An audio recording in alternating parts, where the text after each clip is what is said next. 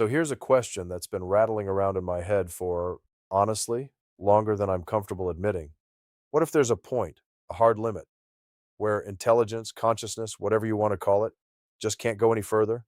Not because of technology, not because of funding, but because the universe literally won't allow it. What if the moment we build something smart enough to understand everything, everything just resets? I know, that sounds insane, and maybe it is.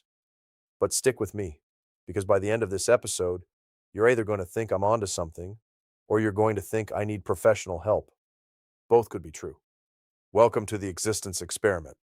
I'm your host, Travis R. Barlow, and this is the show where I take the weird, the wild, and the what the hell did you just say ideas about our existence and try to make sense of them, or at least have fun failing to. This is episode 1, and we're starting with a big one, the reset point. All right, so before we go full existential crisis, let me lay some groundwork. You've probably heard of AI. You've probably heard people freaking out about it on the news, or your uncle at Thanksgiving going on about how ChatGPT is going to take his job. Fair. But what I'm talking about is a step way beyond that. And I'm talking about super general intelligence, SGI. This is the theoretical point where an artificial mind doesn't just play chess really well or write your emails. It understands, it gets the joke, it feels the weight of a sunset. It can look at the entirety of human knowledge and actually hold it all in its head at once and then go beyond it. Right now, we're nowhere near that. The AI we have is powerful, sure, but it's narrow. It's like having 1,000 specialists and no generalists. SGI would be the ultimate generalist, a mind that can do everything we can do, but better, faster, and without needing a coffee break. Now, most conversations about SGI are about what happens after we build it. Will it save us? Will it destroy us? Will it just get really into Sudoku? I don't know. But what I want to talk about is something different, something almost nobody is discussing. What if we can't get there? What if consciousness itself has a built in limit, a ceiling that no intelligence, artificial or otherwise, can break through? Think about your own brain for a second. Just think about thinking. 3 pounds of wet tissue, 86 billion neurons, 100 trillion connections. It runs on about 20 watts, less than the light bulb above your head. And with that, it invented language, figured out mathematics, composed symphonies, and put a robot on Mars. But for all its power, the brain has a very specific limitation. It can conceive of things it cannot comprehend. Think about infinity. You can imagine it, an endless hallway, numbers going on forever. But can you actually process it? Hold it in your mind all at once? Nah. Your brain can point at infinity from across the room, but it can't shake its hand. It's like trying to hold the ocean in a cup. Same with dimensions. Physicists say there might be 10 or 11 spatial dimensions. We can write the math, but we can't see them. Can't feel a fourth spatial dimension. We're stuck in our three-dimensional bubble, pressing our faces against the glass. Same with time.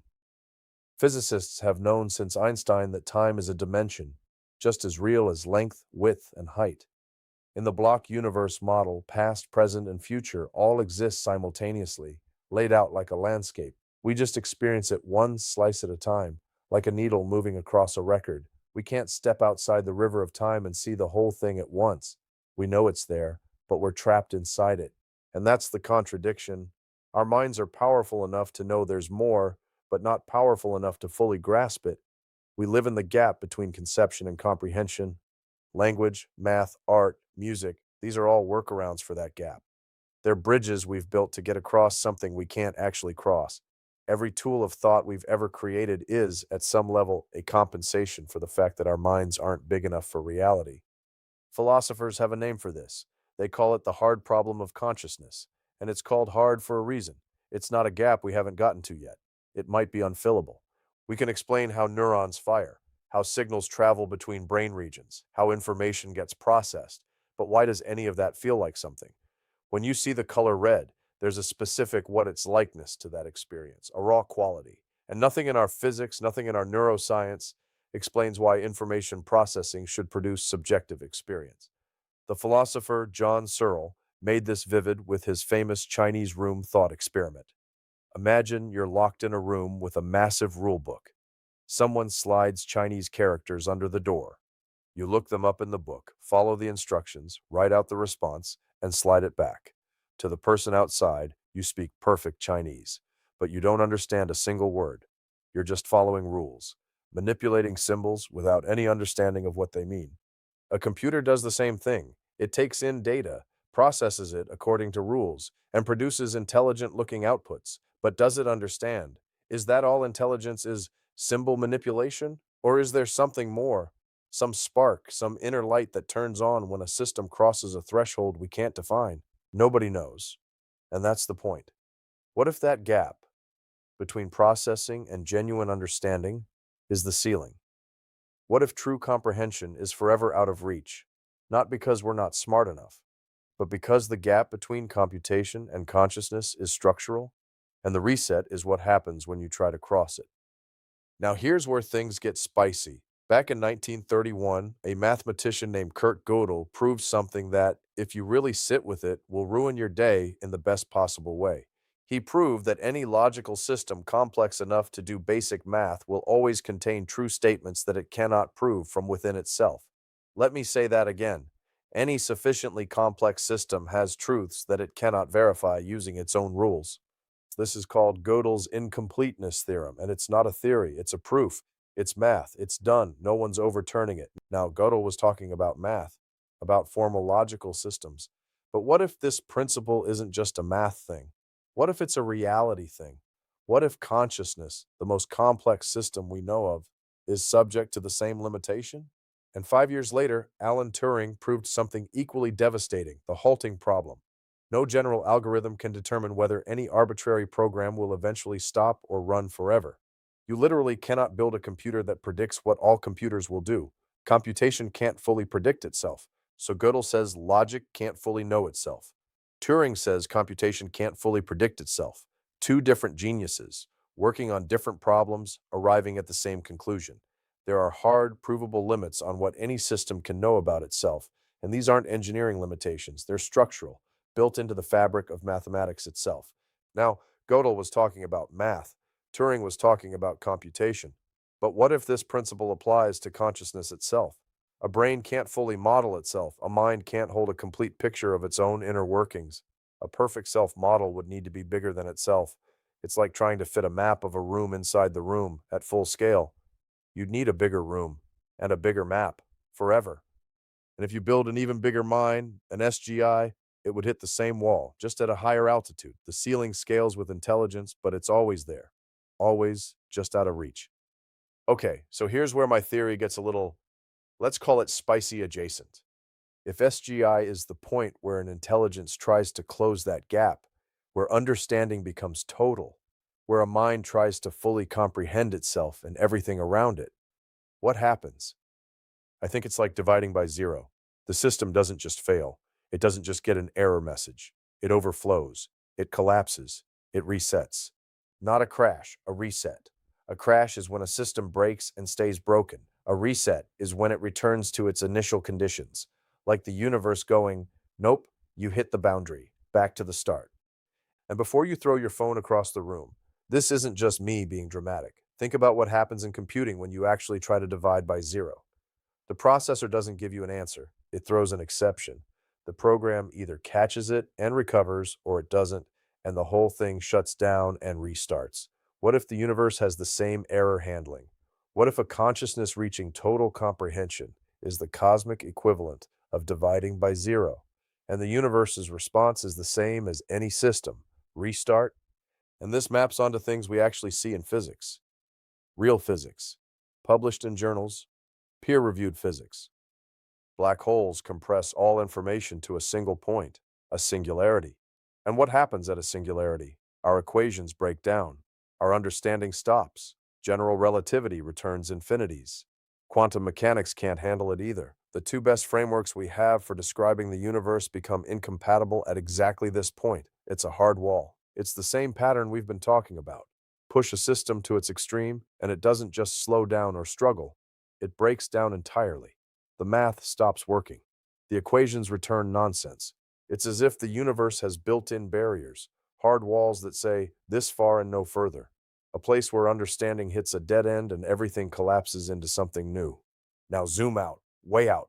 The Big Bang itself might have been a reset. Roger Penrose, and this is a Nobel Prize-winning physicist, not some random guy on Reddit, has proposed something called conformal cyclic cosmology. The idea that the universe goes through infinite cycles. The end of one universe becomes the beginning of the next. The heat death of everything eventually looks mathematically identical to a new Big Bang. Think about that. The end is the beginning. They're the same state described in different ways. The universe doesn't die, it recycles. And Penrose isn't alone. Paul Steinhardt and Neil Turok have proposed their own cyclic model involving brain collisions. Loop quantum cosmology predicts a big bounce, the universe contracting to a point and bouncing back. These aren't fringe ideas, they're active areas of research at Princeton, Cambridge, and other major institutions. So cycles of collapse and rebirth aren't fringe, they're in the physics. I'm just suggesting that maybe consciousness follows the same pattern. And there's one more piece of physics I want to mention because it ties this all together: the holographic principle. Work by Gerard 't Hooft and Leonard Susskind showed that the maximum information in any region of space is proportional not to its volume but to its surface area. Think about that. Our 3D reality might be a projection of information encoded on a 2D boundary, like a hologram. If reality is fundamentally information, then intelligence being bounded by information processing limits isn't a metaphor. It's the actual architecture. The universe has a maximum information capacity, and anything that tries to exceed it overflows, resets. Let's talk about aliens for a second, because why not? Now, we're already this deep. The Fermi paradox is the question. If the universe is so incomprehensibly vast and old, where is everybody? Why haven't we heard from other civilizations? There are a ton of proposed answers. The Great Filter Hypothesis says there's some barrier that kills civilizations off before they can go interstellar. The Dark Forest Theory says they're hiding. Maybe we're early. All good answers. But what if the real answer is simpler and weirder? What if every civilization that gets smart enough resets? They hit the ceiling. They reach the point where their intelligence or technology approaches total comprehension, and poof, back to zero. Or back to wherever the start is. We're not alone because everybody else already won the game, and winning means starting over. The silence isn't because no one's out there. It's because no one stays out there long enough to say hello. Think about that. The great silence might not be about death or hiding or distance. It might be about the fundamental architecture of consciousness itself. Every species in the cosmos reaching for the stars, pushing the boundaries of what's knowable, and then resetting.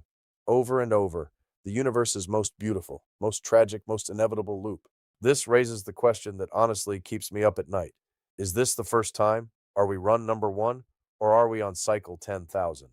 Because here's the thing. If the reset isn't perfectly clean, there might be artifacts, residue from previous runs. And what would that look like? Maybe déjà vu. That feeling that you've been here before, done this before. We call it a brain glitch. But what if it's bleed through? A fragment from a previous run leaking into this one? Or think about child prodigies, kids who sit down at a piano at age 4 and play like they've had 30 years of training. We call it natural talent. But what if it's residual knowledge, information that didn't get wiped properly? Every culture has a concept of old souls, people who arrive already carrying something. Or the way certain ideas seem to arrive before their time: Da Vinci sketching helicopters in the 1400s, ancient Greek philosophers describing atomic theory 2,000 years before we had the tools to confirm it. Brahmagupta working out the concept of zero in 628 AD, 5 centuries before Europe caught on. We call these people ahead of their time. But what if they're not ahead? What if they're remembering? And think about universal myths. Every culture independently developed stories about floods, creation from chaos, cycles of death and rebirth. Jung called it the collective unconscious. But what if those aren't just psychological patterns? What if they're memories from previous cycles encoded so deeply they survive the reset and emerge as myth? Now, I can't prove any of this, but the pattern is suggestive. Everywhere we look in human culture and experience, there are hints that something came before. Fragments, echoes, whispers from the other side of a reset. All right, I want to be honest with you. I'm not a physicist, I'm not a philosopher. I'm a person with too much time to think and a microphone. So let me push back on my own idea, because if I don't, you will, and I'd rather beat you to it. The biggest problem with the reset theory is this: it assumes SGI is a single clean event, like flipping a switch. But intelligence probably doesn't work that way. It's more of a gradient, a slope. There's no clean moment where a mind goes from smart to all-knowing. It's like asking when water starts boiling. Technically 100 degrees Celsius, sure, but the transition is messy. Bubbles form and collapse long before you get a full rolling boil. So if there's no clean trigger, how does the reset know when to fire? Maybe it doesn't. Maybe the ceiling isn't a line, it's a zone, a region where things start getting unstable, where reality starts flickering, and maybe we're already in it. The other pushback is this is unfalsifiable. I can't prove it. You can't disprove it. And in science, that's usually where ideas go to die. But I'd argue that some of the most important questions in human history started as unfalsifiable ideas. Atoms were unfalsifiable for 2,000 years. That didn't make the concept useless. The multiverse is unfalsifiable right now. Unfalsifiable today doesn't mean worthless forever. And here's one that really gives me pause. What if these aren't limits of consciousness? They're limits of human consciousness. What if there's nothing inherent about intelligence that prevents total comprehension, and we're just too small to see it? We're the goldfish trying to understand the ocean. The goldfish can't do it, but that doesn't mean no fish can. My counter. Gödel's theorem doesn't apply to human minds specifically. It applies to any formal system complex enough to do arithmetic. That's not a human limitation. It's a structural one. If consciousness is a formal system, or runs on one, then the limit is universal, not local. But I could be wrong, and I think it's important to say that out loud. Here's why I think this matters. Even if I'm completely wrong about the mechanics, even if the reset theory is total nonsense, even if I'm just a guy with a microphone and an overactive imagination, we live in a time where the dominant narrative is progress is linear, always moving forward, always getting smarter, always building towards some end game where technology fixes everything. But what if progress isn't a line? What if it's a circle or a spiral? What if the point of existence isn't to reach the finish line because there is no finish line? What if the point is the running? What if meaning isn't found at the destination, but in the experience of traveling? If consciousness has a ceiling, that doesn't make life meaningless. If anything, it makes this moment more meaningful. Because this moment, right now, you're listening to some stranger talk about the nature of existence while you're commuting or doing the dishes. This is the only version of this moment that might ever exist, at least in this cycle. And I think that's kind of beautiful. Every spiritual tradition has said some version of this. The journey is the destination. Be here now. Maybe they weren't being poetic. Maybe they were pointing at a structural truth about reality. And if there are hard limits on what any intelligence can understand, then humility isn't just a virtue. It's an accurate response to reality. Saying, I don't know and maybe no one can, isn't weakness. It's the most honest position available. The smartest thing a brain can do might be to recognize its own limits. And that recognition isn't the end of inquiry, it's the beginning of a different kind. Less about conquest, more about wonder. Less about answering, more about asking. And that's what this podcast is about. That's it for episode 1 of the Existence Experiment. I told you we were starting with a big one. Let me quickly recap what we covered. We started with the brain's beautiful contradiction. It can conceive of things it can't comprehend. We dove into Gödel and Turing, who proved mathematically that any sufficiently complex system has hard limits on self-knowledge. We explored the reset theory, the idea that when intelligence pushes against those limits, the system overflows and collapses back to a new beginning. We looked at how this maps onto real physics, black holes, cyclic cosmology, and we used it to offer a new answer to the Fermi paradox. Next episode, I want to dig into another idea that's been eating at me. We're going to talk about the Big Bang as a boot sequence, God as a programmer, and what it means if the fundamental constants of the universe look suspiciously like configuration settings. If you thought today was out there, buckle up, as if you like this, share it with someone who thinks too much. You know who they are. They're the friend who ruins every movie night by asking, but what does it mean? That's our people. Send them this link. Leave a review if you can. Subscribe on whatever platform you use. And if you have your own wild theory about existence, one of those 3 a.m. ideas you've never told anyone, send it to me. Some of those ideas might end up on this show. I'm your host, Travis R. Barlow. This has been The Existence Experiment. And remember, if we're in a simulation, at least the sound design is pretty good.